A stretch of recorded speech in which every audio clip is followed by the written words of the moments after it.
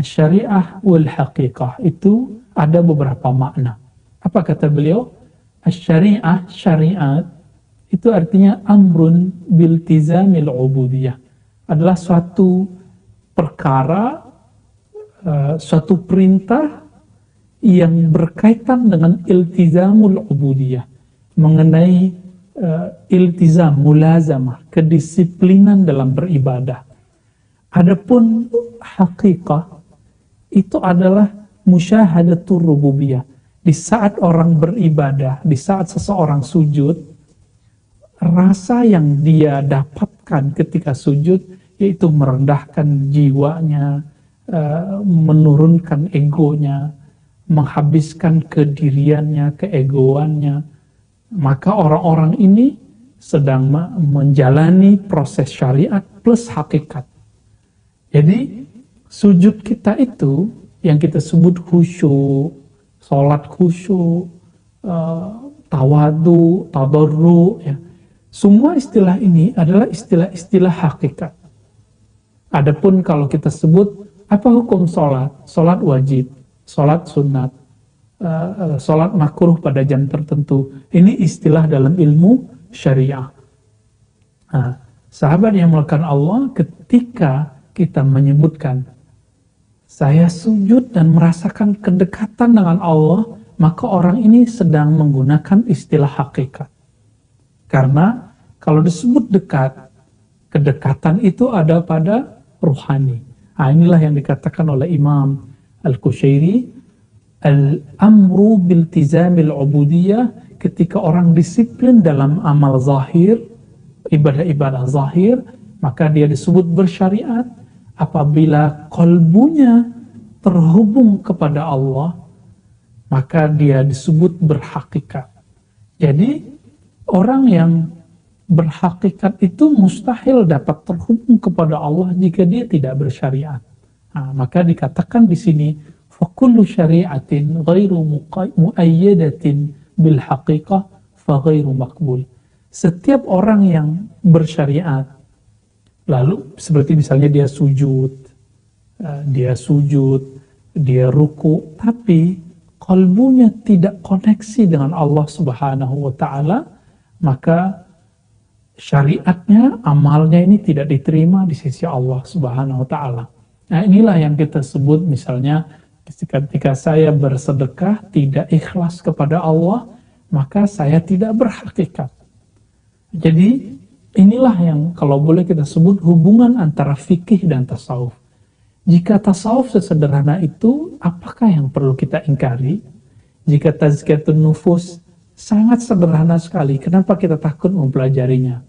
Mungkin selama ini kita mengasumsikan bahwa tasawuf itu ketika orang belajar zikir nanti jadi gila, ketika orang belajar agama nanti dia meninggalkan sisi dunianya. Nah, mungkin itu bayangan kita. Teman-teman semua, itu bukanlah tasawuf. Itu adalah personal orang itu sendiri.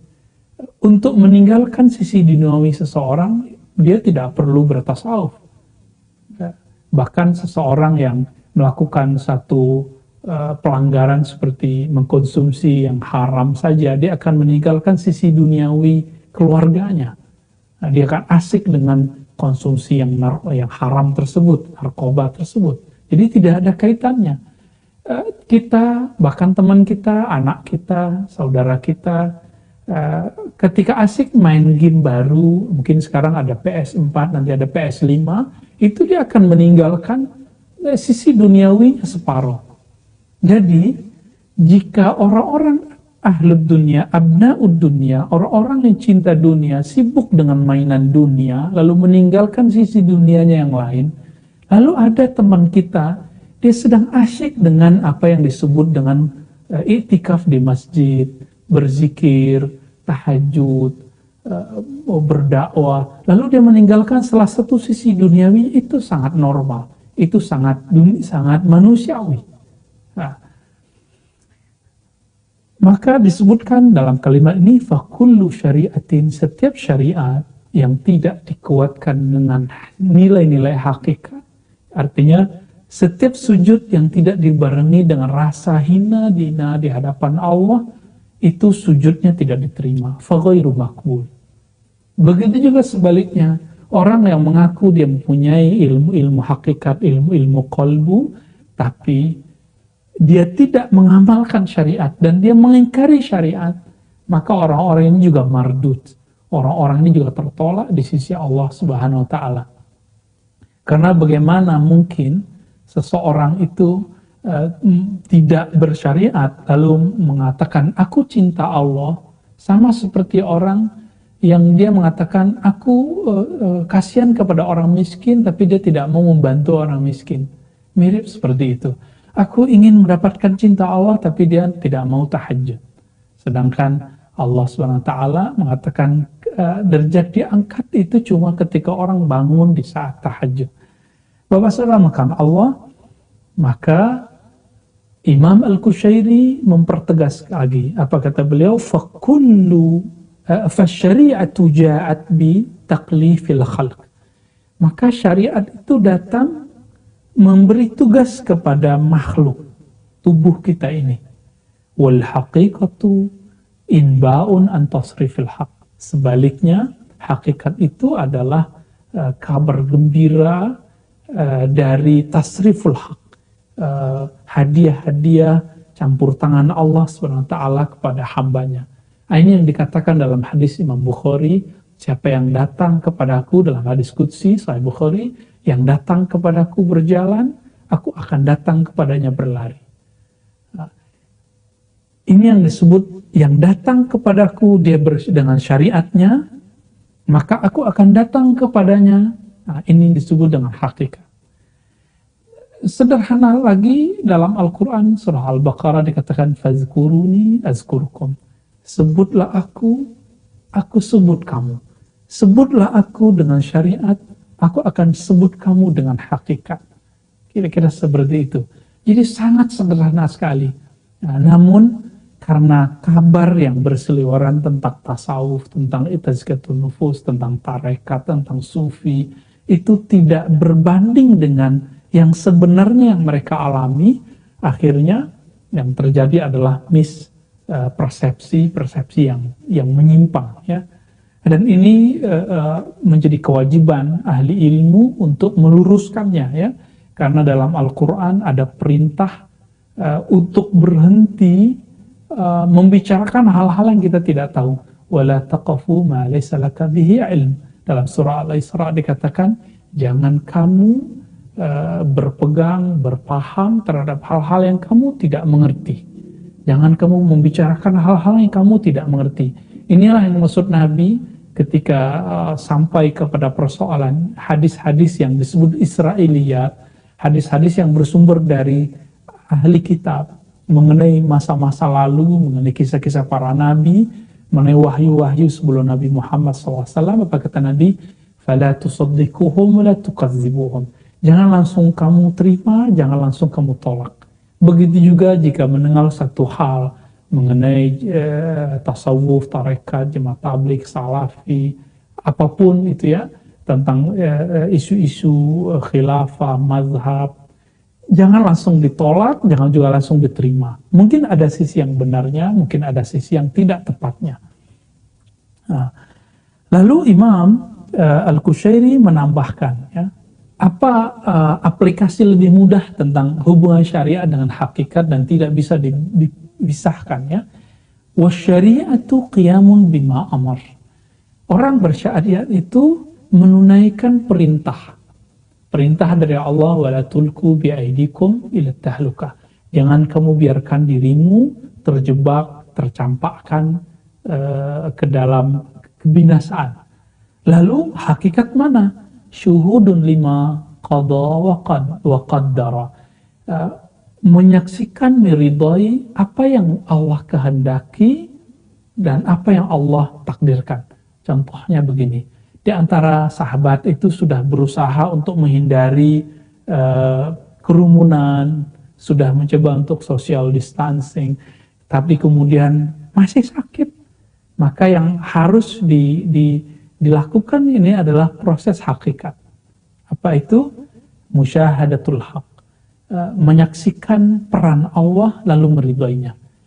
Imam Abdul Hasan Syazili, seorang imam ahli hakikat yang juga ahli syariat, beliau mengatakan apa? Sangat aneh jika ada orang percaya kepada Allah tapi tidak menerima ketentuan dari Allah, tidak ridho kepada takdir dari Allah. Kalau orang tidak percaya Allah, sangat mungkin dia tidak meridhoi takdir Allah. Tapi betapa bohongnya, betapa dustanya seseorang mengatakan, aku iman kepadanya, tapi aku tidak meridhoi takdirnya. Nah, kejadian hari ini, syariatnya kita ya keluar mungkin pakai masker, atau jaga jarak, sholat yang terasa aneh hari ini, masjid kita dibuka ya, tapi safnya dijarak. Tapi itu bagian dari syariat. Itu bagian dari syariat, yaitu mengambil asbab. Oleh karena itu di Banten, di Sunda, di daerah-daerah Jawa Barat, orang kalau belajar urut, lalu kalau kita datang ke tukang urut disebut ngambil syariat urut gitu. Karena maksudnya adalah kita kalau berobat, itu zahirnya datang kepada orang yang mengobati, hakikatnya kesembuhan dari Allah Subhanahu wa Ta'ala. Jadi aplikasi lainnya, ketika kita sakit, kita berobat, itu syariat. Namun kesembuhan bukan dari dokter, bukan dari obat, tapi dari Allah Subhanahu wa Ta'ala. Mutlak dari Allah. Betul banyak orang yang berobat gak sembuh, tahu-tahu dikasih air putih oleh seorang yang soleh, sembuh. Dan itu kejadian itu sudah di mana-mana ya, apalagi Indonesia yang sangat mencintai guru-gurunya, orang-orang yang soleh. Bapak saudara makan Allah, Imam Al-Qushairi menukil kembali perkataan gurunya Imam Abu Ali Ad-Daqqaq. Imam Abu Ali Ad-Daqqaq ini ulama yang sangat apik dalam menselaraskan antara syariat dan hakikat. Apa kata beliau? Sebenarnya syariat dan hakikat itu ada dalam salah satu penafsiran dari iyyaka na'budu wa iyyaka nasta'in.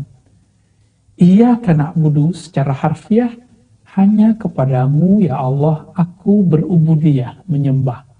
Apa kata beliau Imam Abu Ali Ad-Daqqaq? Inilah yang disebut dengan asy-syariah, yaitu syariat. Adapun al-haqiqah itu adalah wa iyyaka nasta'in. Hanya kepadamu lah ya Allah aku meminta tolong. Itu secara harfiah. Namun kami menerjemahkannya lebih dalam lagi, menurut kami ini lebih sesuai. Secara hakikat nasta'in, minta tolong itu karena dalam hati saya ada perasaan bergantung kepada zat atau orang, objek yang saya ingin minta tolong kepadanya. Maka iyyaka na'budu wa iyyaka nasta'in. Iyyaka na'budu adalah syariat beribadah, syariat berobat, syariat bekerja. Adapun nasta'in, hanya kepadamu ya Allah kami bergantung dalam mendapatkan kesyu'an darimu ya Allah, ingin mendapatkan rezeki, kami bekerja syariatnya ya Allah, maka rezeki darimu wahai Ar-Razzaq, wahai yang maha berazak. Kami belajar ya Allah, tapi ilmu itu dari engkau ya Allah ya alim ya alim. Ini yang dikatakan Nabi SAW dalam hadis Bukhari, innama ana qasim wallahu yu'ti, wallahu mu'ti. Aku hanyalah orang yang mentransfer ilmu kepada kalian, tapi yang memberi pada hakikatnya adalah Allah. Inilah pemahaman ini sampai kepada Imam Syafi'i. Imam Syafi'i mengatakan, sebagaimana diriwayatkan oleh Imam Abu Nu'aim dalam Hilyatul Awliya dan kitab Al-Baihaqi, Manaqib Imam Syafi'i, dikatakan di situ apa kata beliau? Aku berharap jika ada satu ilmu, satu kitab dipelajari dariku, fala yunsab ilayya, maka kitab itu kemudian tidak dianggap bersumber dariku. Karena keikhlasan inilah Imam Syafi'i, namanya Allah torehkan sampai saat ini dalam kolbu setiap orang beriman yang belajar tentang hukum-hukum Islam. Siapa hari ini di antara orang yang ngaji, belajar, walaupun tidak santri, yang tidak kenal dengan Imam Syafi'i? Meskipun orang itu tidak bermazhab, bahkan dia anti mazhab. Disebut Imam Syafi'i, ada kekaguman dalam hatinya. Kenapa? Karena beliau mempunyai hakikat yang bagus. Beliau mengajar itu syariatnya, tapi pada hakikatnya beliau mengatakan, ilmuku ini milik Allah, bukan milikku sendiri. Jika ada orang mengklaim ini miliknya, tidak masalah. Maka saya berharap teman-teman para pendakwah, baik pendakwah yang mensupport dakwah, baik dalam bentuk sosial media, YouTube, Facebook, jika ada orang kemudian mengambil video kita, mengambil kajian kita, biarkan, izinkan saja. Kenapa? Saya malu kepada Allah, saya malu kepada Rasulullah, saya malu kepada Imam Syafi'i, malu kepada Imam Bukhari.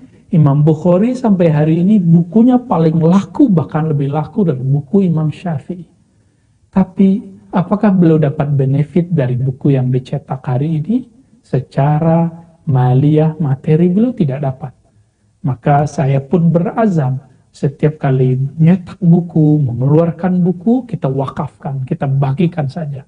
Kita berharap semoga di akhirat nanti kelak kita berada bersama imam-imam tersebut. Ya, imam-imam tersebut, meskipun mereka mengatakan kami tidak dijamin masuk surga, tapi kalau bukan mereka lalu surga siapa lagi? Ya, mereka-mereka yang betul-betul dekat kepada Allah. Tapi mereka punya adab. Apa adabnya? Kami belum tentu masuk surga. Ya, Bapak saudara Allah, sahabat yang dimuliakan Allah. Nah, inilah bab hakikat. Biarkanlah kita lelah-lelah berdakwah, capek-capek untuk membagi-bagi ilmu-ilmunya Allah, lalu nama kita nggak disebut orang, ya, nggak disebut orang, nggak diapresiasi orang. Biarkan itu terjadi, serahkan semuanya kepada Allah. Inilah dakwah bersyariat, dakwah berhakikat. Nah, saya mengajak kita semua untuk sampai kepada level ini, dan itu perlu latihan. Dan latihan yang paling bagus di luar kita berdakwah adalah kita mendakwahkan diri kita sendiri kepada Allah. Apa makna dakwah? Dakwah artinya mengajak. Jika kita mau mengajak orang ke suatu tempat, kita harus mengenal tempat itu. Jika saudara, sahabat semua ingin mengajak seseorang kepada Allah, kita harus tahu jalan kepada Allah. Maka ajak dulu diri kita bangun malam hari. Ajak dulu diri kita berhakikat dalam membaca la ilaha illallah. Baca la ilaha illallah secara syariat mudah. Saya baca la ilaha illallah, itu syariat. Tapi secara hakikat, saya kemudian meniadakan diri, mengatakan aku tidak berperan kecuali hanya Allah. Tapi secara zahir tetap kita yang bertanggung jawab. Maka sahabat yang melakukan Allah, ini kita turunkan ketika kita punya anak. Mungkin teman-teman sebagian sudah punya anak, bahkan punya cucu. Jika kita punya cucu, jangan dibanggakan di hadapan orang. Jika kita punya murid, nah ini ujian para ustadz, para guru. Apa ujiannya? Ketika melihat muridnya besar, hebat, apa yang muncul? Godaan syaitan. Oh, itu kalau bukan karena saya, dia tidak akan jadi ustadz, tidak akan jadi alim. Betul, murid yang tahu diri akan mengatakan itu. Maka kita lihat dari sosok Imam Syafi'i. Apa kata Imam Syafi'i? Imam Syafi'i mengatakan, laula Malik lahalaktu. Kalau bukanlah karena Malik, aku binasa. Yang sering dinukil oleh Imam Abu Nu'aim, imam-imam yang lain, Imam As-Subki, itu ada kalimat, laula Malik wa Sufyan lahalakatil Hijaz. Kalau bukanlah karena dua guru ini, Imam Malik dan Imam Sufyan bin Uyainah, maka negeri Hijaz yang sekarang separohnya adalah negeri Saudi, akan binasa secara keilmuan. Nah, maka dulu kami ketika diwisuda oleh guru kami, Allah yarham, Syekhuna Ali Mustafa Yaqub, kami mengatakan, laula Syekhuna Ali Mustafa lahalakar Razi. So, kalau bukanlah karena guru kami, Syekhuna Ali Mustafa, tentu kami akan binasa. Secara keilmuan tentunya ya. Maka sahabat yang melakukan Allah, inilah penerapan sederhana dari syariat dan hakikat. Jadi sederhana. Maka besok kita bekerja, mungkin ada yang bekerja dari rumah, ada yang udah masuk kantor dengan new normalnya, maka berangkatlah bekerja, tapi iktikadkan bahwa yang memberi hanya Allah, yang menebar rezeki hanyalah Allah. Karena kalau berharap ke perusahaan bisa bangkrut, kita bersandar diri, bergantung kepada bos bisa jadi juga collab, ya. Semuanya bisa terjadi. Maka saya khawatir orang-orang yang menduakan Allah dalam pikirannya dengan bos-bosnya, dengan tempat kerjanya. Bahkan mohon maaf, orang yang paling aman kerjanya adalah pegawai-pegawai pemerintah.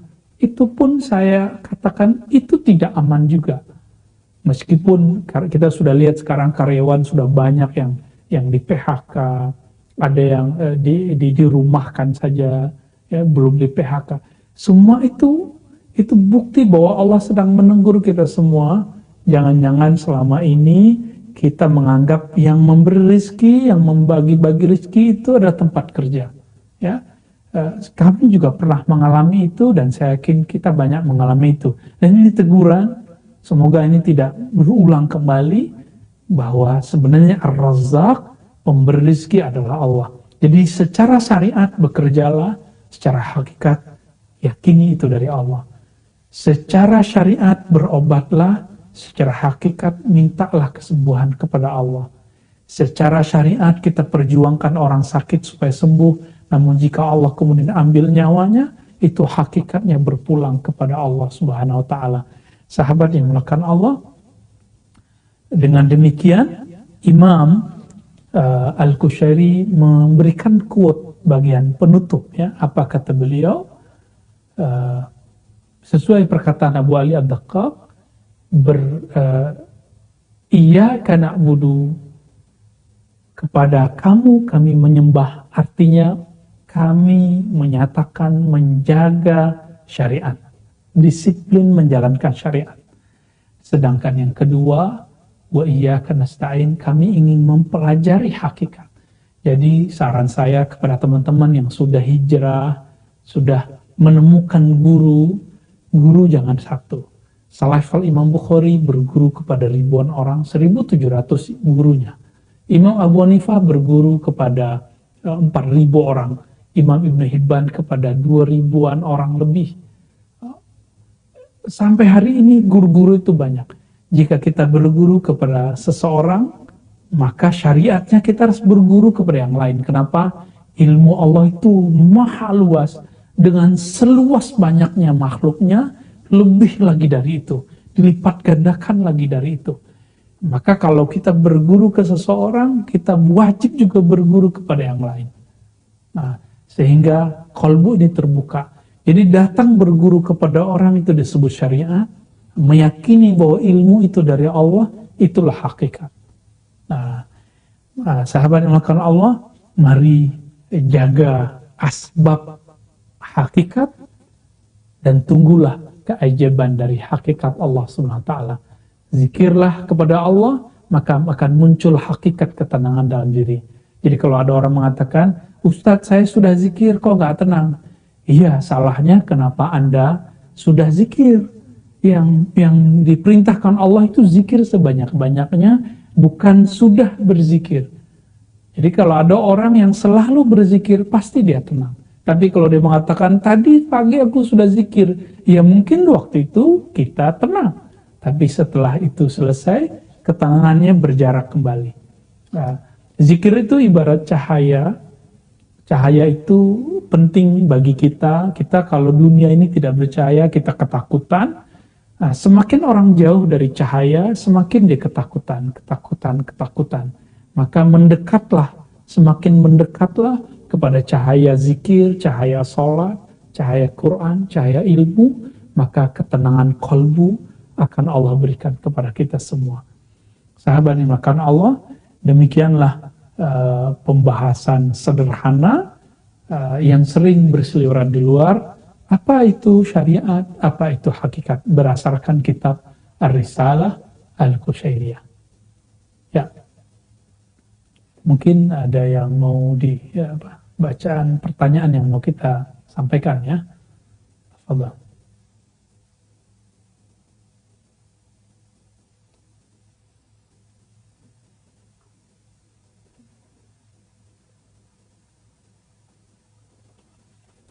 Baik.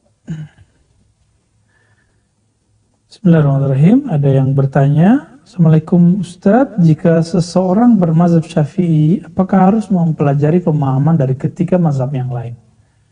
Sahabat yang melakukan Allah, apabila seorang mempelajari mazhab Syafi'i, sebenarnya dia tidak wajib mempelajari yang lain, ya, karena mempelajari mazhab yang lain itu adalah kewajiban ulama atau santri.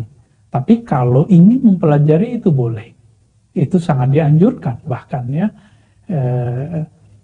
Tapi saya dapat pastikan sebenarnya kalau orang belajar satu mazhab, dia tidak akan selesai belajar mazhab itu kecuali dia memang seorang ulama dan pembaca yang sangat luar biasa. Mungkin dia akan bisa menyelesaikan satu mazhab lalu pindah ke mazhab yang lain. Namun orang-orang seperti saya, seperti kita, mungkin antum ada yang bagus bacaannya, tapi mungkin kurang talaki, kurang berguru. Itu kita kurang percaya juga ya. Sampai hari ini saya belum selesai belajar mazhab Syafi'i, tapi kita melihat beberapa mazhab yang lain, tapi bukan secara utuh. Kita melihat dari sisi perbandingan yang telah disajikan oleh ulama.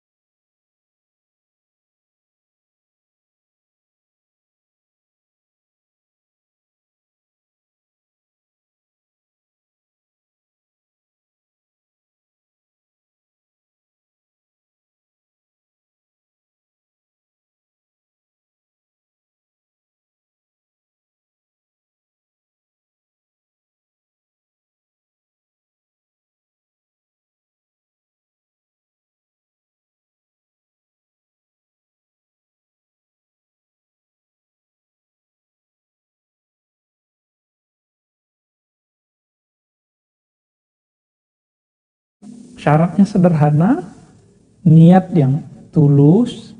Yang kedua, mendengarkan secara.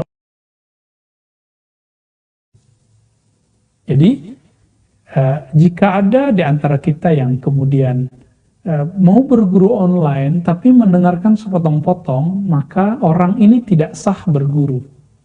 Ya, jangankan itu, orang yang tatap muka saja tapi sering gaib, sering tidak hadir, tidak mendengarkan secara utuh, itu pun gurunya menganggap dia bukan murid yang baik, bukan murid yang setia, apalagi yang berguru secara online. Jadi apakah boleh disebut guru? Boleh, tapi ya guru online, bukan guru talaki. Namun di zaman sekarang, zaman new normal, apa boleh buat? Seorang dai, seorang guru, seorang syekh, seorang ustadz, tuan guru, buya, kiai, harus beradaptasi dengan ini karena kita makhluk yang Allah berikan kemampuan beradaptasi itu. Jadi saya pun mengajak kepada kawan-kawan para dai, ayo kita manfaatkan fasilitas yang juga manusia yang menemukan ini karena perubahan-perubahan zaman ini ya. Dakwah tidak boleh berhenti meskipun ada banyak hal yang terhenti ya. Jadi sah berguru sah, tapi niatnya harus tulus. Yang kedua karena Allah ya, niatnya karena Allah. Yang kedua dengankan secara utuh. Nah, inilah yang dikatakan juga oleh masyaikh-masyaikh di Timur Tengah sana, misalnya guru kita Syekh Yusri ya, yang juga sering datang ke Indonesia. Syekh Yusri mengatakan sah boleh dengan syarat mendengarkan secara utuh ya. Salah satu guru dari Syekh Yusri namanya Syekh Ali Jum'ah itu pernah jadi korban potongan-potongan YouTube ya, ketika membahas satu persoalan fikih. Maka beliau kemudian mengatakan wajib mendengarkan utuh suatu pertanyaan, satu bahasan. Jika tidak, maka tidak sah disebut berguru. Maka siapapun yang memotong video-video kita, ya siap-siap saja tanggung jawab di hadapan Allah, menjadi agen yang membuat orang tidak paham secara utuh. Tapi jika temanya selesai, meskipun belum satu ceramah, itu tidak apa-apa, yaitu boleh. Ya.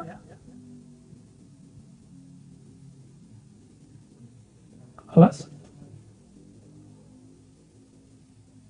Nggak masuk.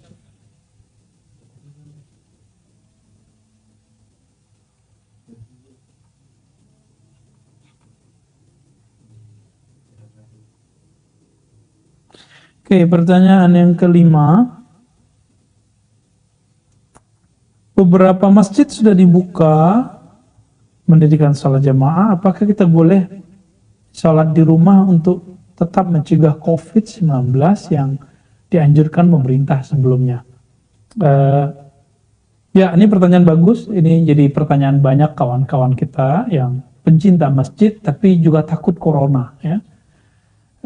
Sahabat-sahabat makan Allah, saya termasuk awal-awal dulu menganjurkan agar kita tetap menutup masjid, ya stay at home ya, tetap di rumah. Tapi dengan new normal ini, bahkan di saat kita lagi gawat-gawatnya, panik semua dengan COVID, kita menyaksikan di komplek-komplek kita orang ronda sambil main kartu. Ya, tidak ada social distancing, tidak ada apa yang disebut jarak, ya, bahkan tidak bermasker. Itu terjadi di mana-mana. Tapi orang-orang ini paling nyinyir ketika kita membuka masjid. Apakah ini normal? Apakah Anda waras? Kira-kira begitu. Ini pertanyaan kita. Ya.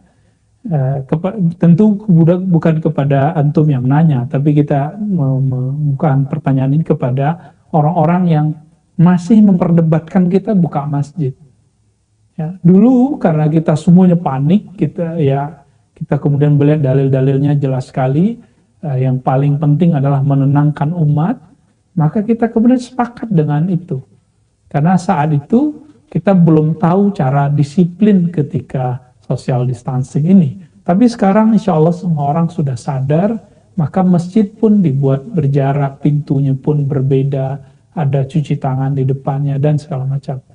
Kita kalau masuk ke tempat mall atau swalayan tempat belanja logistik, itu betul-betul rapat sekali. Kenapa tidak ada yang menegur? Tapi di masjid yang sudah dijarak masih dibicarakan. Jadi kalau memang takut, was-was, silakan ya sebulan ini di rumah dulu. Tapi saya harap, apakah kita akan mati ketakutan di rumah? Ya, membiarkan kolbu kita beku di rumah, atau kita akan hidup normal kembali.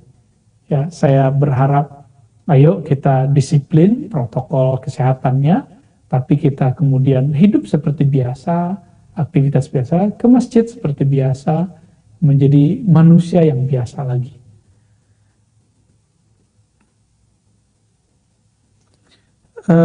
Bagaimana hukum baca Al-Quran tanpa ada bimbingan ahli Quran dan belajar sendiri hanya dari YouTube-nya?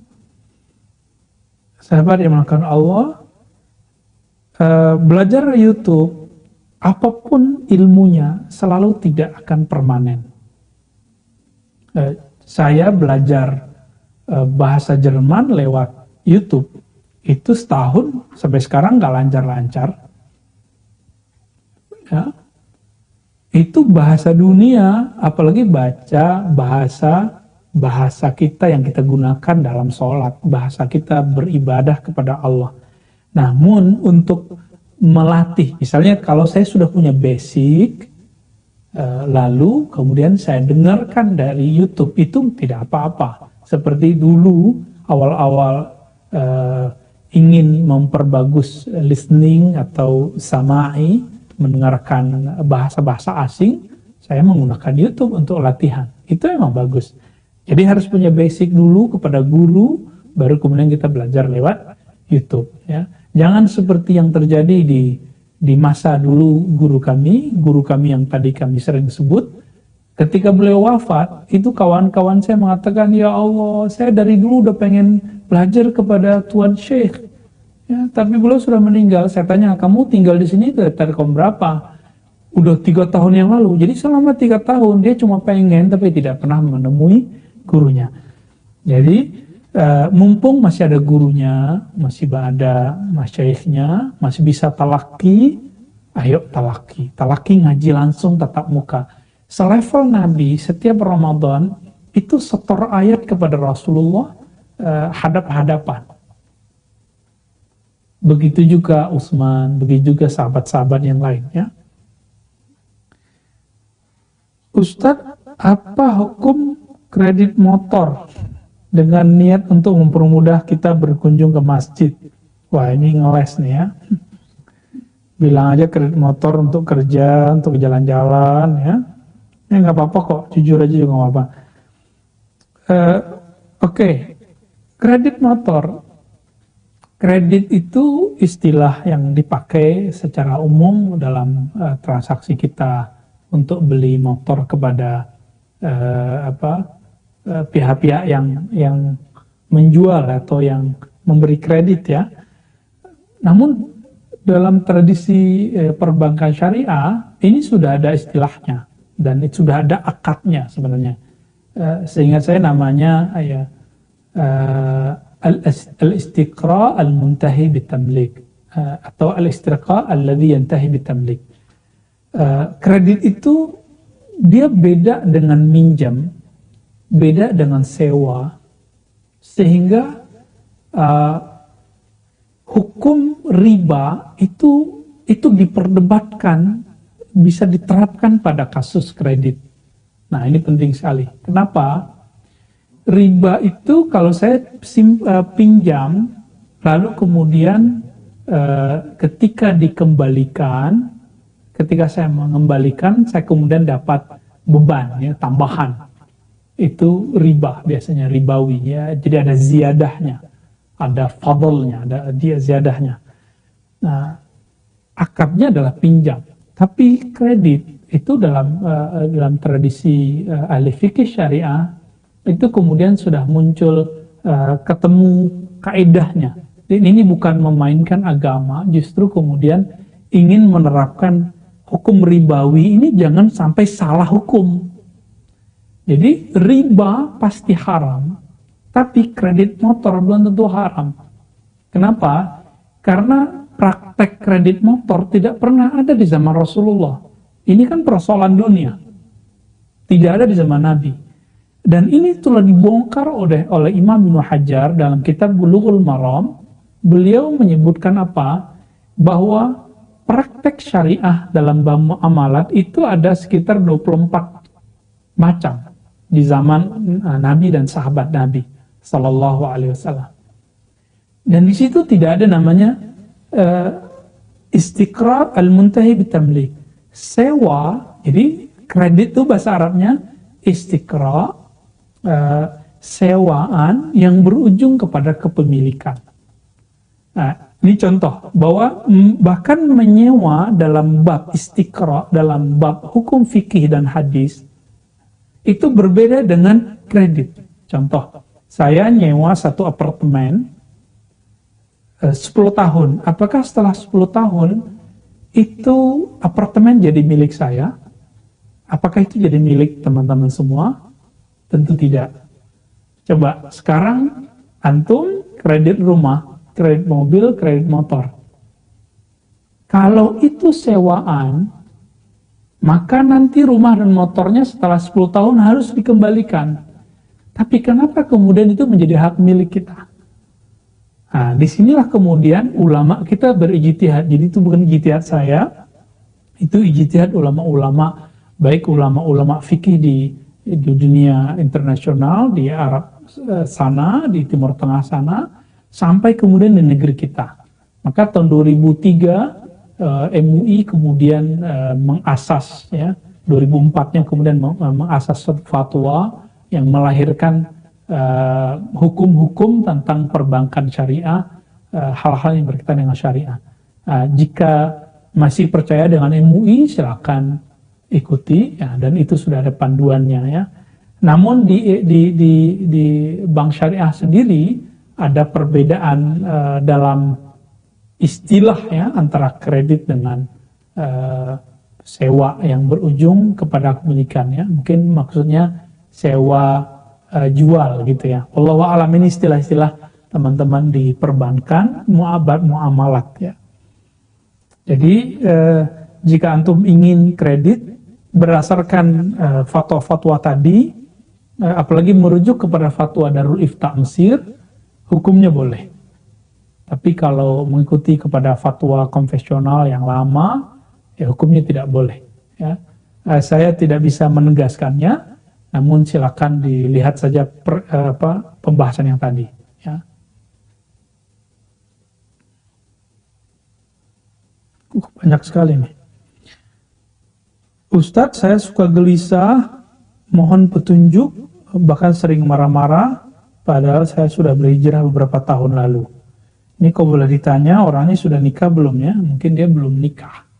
Karena orang-orang yang tiba-tiba marah, emosionalnya, kadang-kadang dia belum punya pendamping yang bisa meredam. Karena dalam Al-Quran, surah Ar-Rum itu, ya, disebutkan bahwa Allah menciptakan, menjadikan pasangan litaskunu, agar sukun. Sukun, saya masih ingat dulu Syekh Aiman Suwaid, guru kami dari Damaskus sana, beliau mengatakan litaskunu, secara harfiah kata sukun itu walaupun secara harfiah sederhana, yang tadinya barisnya A, I, U, sekarang menjadi sukun. Sukun itu dia nggak A di atas lagi, nggak di bawah lagi, nggak di depan lagi gitu. Beliau kelakar seorang ulama, tapi filosofi maknanya masuk. Litas kunu biar sukun, biar dia tenang. Tapi jika malah menikahnya tidak dapat sakinah, mungkin tidak ada kesamaan, maka teman-teman, jangankan beda agama, beda manhaj saja, itu bisa tengkar di rumah. Ya, sahabat-sahabat saya, beberapa, mohon maaf, sudah gagal dalam berumah tangga, cuma karena satu berpaham A, satu berpaham B. Padahal masing-masing muslim, sama-sama berhijrah. Nah, jadi kita bukan eksklusif, tapi kalau ingin umur pernikahannya panjang, silahkan cari yang sefaham sama dan berkarakter mirip. Jadi gimana caranya? Jika belum ketemu itu, perbanyak puasa, karena puasa itu bukan hanya menahan syahwat, tapi juga menahan emosi. Menahan emosi. Jadi untuk menghilangkan kegelisahan, banyak-banyak puasa. Banyak-banyak puasa. Lalu diisi, tidak hanya dikosongkan, lalu diisi dengan nama-nama Allah Subhanahu wa Ta'ala. Perbanyak nama Allah, ya Allah, kemudian ada satu nama lagi yaitu Al-Mu'min Al-Muhaimin, Allah yang memberi ketenangan, kedamaian. Al-Mu'min Al-Muhaimin. Wiridkan ini, amalkan ini, ya Allah, ya Mu'min, ya Muhaimin. Insya Allah diperbanyak ini pagi, sore, misalnya didisiplinkan 100 kali, 100 sore, ya, pagi, sore. Nanti akan ada efeknya. Tapi jangan berharap langsung. Kenapa? Karena antum zikirnya cuma pagi sore. Orang kalau ingin mendapatkan rahasia langsung, dia harus berzikir tiada henti. Ya, baru akan terasa langsung kedahsyatannya.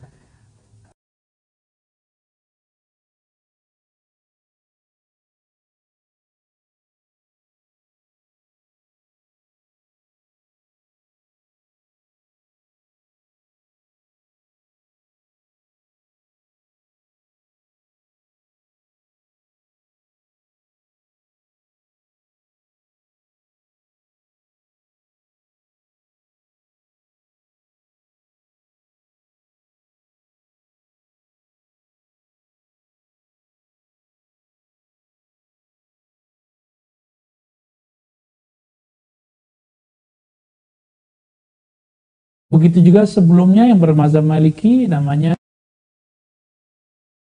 Tazkirah.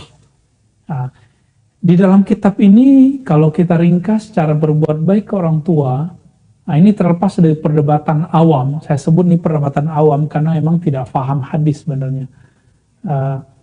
Di dalam kitab-kitab tersebut disebutkanlah hadis-hadis berbagai macam. Yang paling lengkap itu Imam Ibnu Qayyim yang menyebutkan bahwa baik amalan bacaan ataupun amalan badan, amalan maliyah, harta, sedekah, itu bisa sampai kepada orang tua. Bagaimana dengan hadis idza mata ibnu adam inqata amaluhu illa min thalas, ya. Jika meninggal manusia, maka yang tersisa dari amalnya, terputus semua amalnya kecuali 3. Hadis ini kalau kita faham ilmu hadis dan faham matan-matan hadis, kalimat illa, kecuali 3, itu bukan lil hasr, bukan untuk membatasi makna. Karena di dalam hadis Ibnu Majah disebutkan lebih dari 5, 6 lebih kurang, ya. Di hadis Imam Tirmizi juga ada tambahan, di hadis Tabrani juga ada tambahan, sehingga Imam Suyuti menyebutkan lebih dari 10 macam amalan yang bisa dilakukan oleh orang yang hidup untuk keluarganya yang meninggal atau sahabatnya, orang tuanya yang meninggal. Itu sampai, ya. Jika teman-teman mengatakan, oh berarti kita beda mazhab, Ustaz, ya nggak apa-apa, ya. Imam Ibnu Qayyim bermanhaj salafi, dia meyakini sampai dengan dalil 29 dalil. Sehingga muncul perkataan dari beliau. Jadi jangankan kita, ya, mereka kayak Imam Hanabilah, Imam Ahmad bin Hanbal itu sepakat mengatakan wusul sampai, kecuali di awal pendapat beliau. Jadi silakan banyak-banyak zikir, lalu hadiahkan kepada mereka, banyak baca Quran, banyak sholawat, kalau punya harta bersedekahlah, lalu niatkan atas nama orang itu pasti sampai. Dan bagi saya bukan insya Allah lagi, karena nasnya sudah lebih dari 10 dalil. Kalau 10 lebih dari 10 dalil disebut mutawatir dan qat'i. Qat'i artinya pasti sampai. Apa hukum menggunakan alat pembersih itu, ya? Kemudian apakah najis tidak jika terkena baju? Mungkin karena ada bahan alkohol, ya. Oke, teman-teman semua, alkohol itu terbagi 2. Ada alkohol yang terbuat setelah, jadi ada pemisahan, ya, ketika taksir, ada proses taksir, saya nggak tahu bahasa Indonesianya. Jadi ketika awal dia dikasih ragi itu ada proses. Apakah jadi jika alkoholnya itu dipisahkan sebelum proses taksir itu, maka alkoholnya tidak haram, tidak najis. Nah, saya rasa alkohol yang digunakan untuk kesehatan itu masuk ke kategori ini, termasuk alkohol yang digunakan untuk parfum ya. Saya meyakini itu mungkin berbeda dengan beberapa sahabat di luar, tidak masalah, tergantung penelitian kita ya. Jadi kalimat rijisun mengenai alkohol itu berlaku jika bahan alkoholnya itu, najisnya itu, jika dia taksir, proses pemisahannya itu terjadi sebelumnya taksir itu.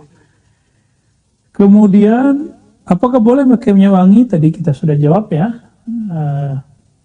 Insya Allah minyak wangi, parfum yang pakai alkohol itu bukan alkohol yang untuk memabukkan, tapi dia alkohol bahkan kalau dipakai untuk musim-musim sekarang itu bisa membunuh kuman ya, atau bakteri, bahkan virus. Izin bertanya, bagaimana adab-adab menuntut ilmu?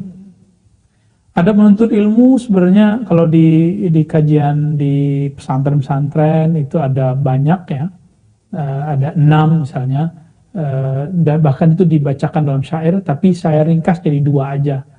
Belajar ilmu itu 2 aja. Niat tulus kepada Allah, lalu cari guru yang bersanad. Udah gitu aja ya. Kalau zaman dulu harus pakai yang 6 itu, jadi harus ngaji lama, datang kepada orangnya. Nah sekarang kita 2 itu aja. Kemudian terakhir, bila saya mandi sering sekalian berwudu, apakah lebih baik air wudu dikeringkan dengan anduk atau tidak? Ya, biar enak ya, hilang keraguan. Selesai mandi ya,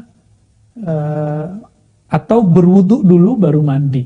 Lalu tapi syaratnya tidak menyentuh bagian vital saat kita mandi setelah berwudu.